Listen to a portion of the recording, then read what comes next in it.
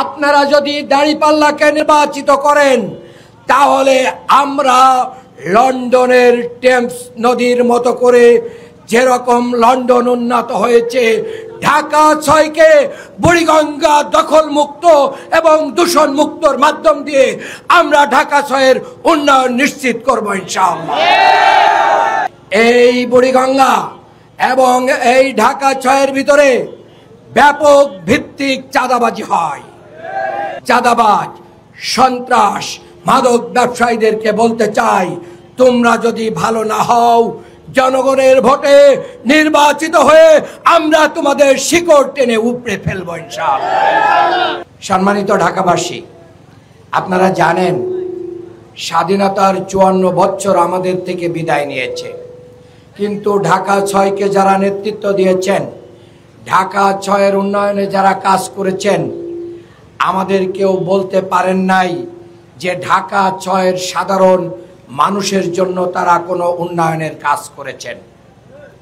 আমরা দেখেছি বিগত সময়গুলোতে যারা এই স্বাধীনতা উত্তর সময়গুলো থেকে এই পর্যন্ত যারা সংসদ সদস্য হয়েছেন, তারা নিজেদের বাড়ি গুছিয়েছেন, গাড়ি গুছিয়েছেন, বিদেশে বেগমপাড়া তৈরি করেছেন, কিন্তু ঢাকা ৬-এর মানুষের উন্নয়ন করতে ব্যর্থ হয়েছেন। আমরা নাগরিকদের জন্য একটি হাসপাতাল আমরা খুঁজে পাই নাই, আমরা একটি হাসপাতাল খুঁজে পাই নাই, সরকারি একটি হাসপাতাল আমাদের কাছে নাই। এটা দুর্ভাগ্যজনক। আমরা প্রায় ৩০ লক্ষ লোক এই ঢাকা ৬-এ আমরা বাস করি, কিন্তু একটি সরকারি হাসপাতাল আমাদের জন্য নাই। দ্বিতীয় একটি কথা, আমাদের সবচেয়ে প্রাণ এই বুড়িগঙ্গা। আপনারা জানেন লন্ডন টেমস নদীর তীরে অবস্থিত। সেই টেমস নদী সারা বিশ্ব থেকে আজকে পর্যটকরা সেই টেমস নদীতে যায়। সারা বিশ্বের মানুষরা সেখানের উন্নয়নে আকৃষ্ট হয়ে সারা বিশ্ব থেকে মানুষ চলে যায় এবং সেখানের মানুষের আয় রোজগার বেড়ে যায়। আমরা দ্ব্যর্থহীন কণ্ঠে ঘোষণা করতে চাই, বাংলাদেশ জামাত ইসলামীর দাঁড়িপাল্লায় সিল দিলে, আপনারা যদি দাঁড়িপাল্লাকে নির্বাচিত করেন তাহলে আমরা লন্ডনের টেমস নদীর মতো করে যেরকম লন্ডন উন্নত হয়েছে, ঢাকা ৬কে বুড়িগঙ্গা দখল মুক্ত এবং দূষণ মুক্তর মাধ্যম দিয়ে আমরা ঢাকা ৬-এর উন্নয়ন নিশ্চিত করব ইনশাআল্লাহ। আমরা অন্তর্বর্তী সরকারকে বলতে চাই, সরকারের পরিবেশ উপদেষ্টা এবং যিনি নৌ পরিবহন থেকে নদী শাসনের যেই নদ নদীর দায় দায়িত্বে যারা আছেন, তাদেরকে আমরা বলতে চাই, আপনারা তো এখন কোনো প্রেসারে নাই, আপনারা কেন জনগণের জন্য এই বুড়িগঙ্গার উন্নয়নে কর্মসূচি নিচ্ছেন না? আমরা জানতে চাই বাধাটা কোথায়। আমরা যারা বুড়িগঙ্গাকে দখল করে আছেন তাদেরকে বলতে চাই, আপনারা দখল ছেড়ে দেন। বুড়িগঙ্গা না বাঁচালে বুড়িগঙ্গাকে যদি আমরা বাঁচাতে না পারি, আমরা ঢাকাকে বাঁচাতে পারবো না। বুড়িগঙ্গা না বাঁচলে আমাদের ব্যবসা বাঁচবে না। বুড়িগঙ্গা না বাঁচলে আমরা এই দূষণের ভিতর থেকে আমরা মানবিক বিপর্যয়ে চলে যাব। কাজেই আমি সরকারকে অনুরোধ করব, আজকের বাদ ফজরে সমস্ত মানুষ দাঁড়িপাল্লার পক্ষে, ডক্টর আব্দুল মান্নানের পক্ষে যুবকরা বাড়ি থেকে এসে এই কথা জানান দিচ্ছে, বুড়িগঙ্গাকে রক্ষা করতে হবে। আমরা কি বুড়িগঙ্গা রক্ষা চাই? আমরা হাত উঁচু করে দেখিয়ে দিতে চাই, আমরা বুড়িগঙ্গার রক্ষা চাই। বুড়িগঙ্গা বাঁচলে ঢাকা বাঁচবে ইনশাআল্লাহ।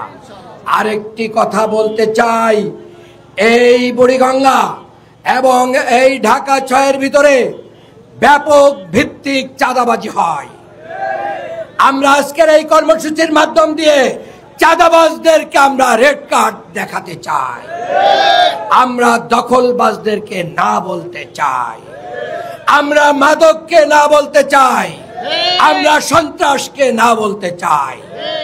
আমরা চাঁদাবাজ, সন্ত্রাস, মাদক ব্যবসায়ীদেরকে বলতে চাই, তোমরা যদি ভালো না হও, জনগণের ভোটে নির্বাচিত হয়ে আমরা তোমাদের শিকড় টেনে উপড়ে ফেলবো ইনশাআল্লাহ। আর আজকের এই মানববন্ধন থেকে আমি সরকারের কাছে দাবি জানাচ্ছি, অবিলম্বে জুলাই সনদের আইনি ব্যবস্থা করতে হবে। আগামী নভেম্বরের ভিতরেই আমাদেরকে গণভোটের মাধ্যম দিয়ে এটাকে আইনি ভিত্তি দিতে হবে। যদি আইনি ভিত্তি না দেওয়া হয়, আপনারা আমাদের শহীদ এবং আহতদের যে রক্তের বিনিময়ে ক্ষমতায় বসেছেন, সেটার সাথে বেঈমানি হবে, গাদ্দারি হবে, জাতি আপনাদেরকে বেঈমান হিসেবে চিনবে। কাজেই আমরা ঐক্যমত্য কমিশনের এই ঘোষণাকে স্বাগত জানাই এবং বাংলাদেশের মাটি ও মানুষের জন্য এটার আইনি ভিত্তি চাই।